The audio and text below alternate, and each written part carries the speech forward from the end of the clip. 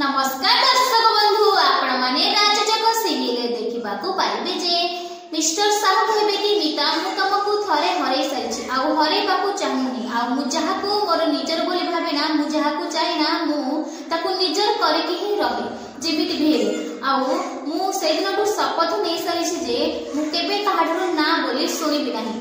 या परे बलवंत रे बाबू कहबे कि मिस्टर साहू तमे राग ना टिके ठंडा हे जाओ।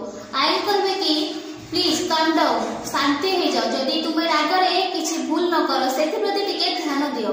या परे मिस्टर साहू कहबे कि आई एम जदि तुम परिवार पई तमरा एते चिंता तले दिया को कहि दियो से मते बाप बोली मानि ले नहले मु प्रथमे तम ठारू ही आरंभ करबी। या परे दिया कहबे कि मिस्टर साहू मुह संभाळी कथाबार्ता करलु जदि आईन करे किछि क्षति करबा को चेष्टा करना ताले मु तुमको सेई नौकर नै पहुंचे देबी तमे जोठी कल्पना भी करि नथिबो। या परे मिस्टर साहू कहबे देख मादिया मु जहा कहूची से ही कर देबी आउ ए परिवार को भी छाड़छाड़ कर देबी तेणु करी कि तू टिके भाग। हाँ दर्शक बंधु तिया मिस्टर साहू को पाप बोली मानिबा उचित ना उचित नहीं आपन को मत निश्चय कमेंट रे जणांतु।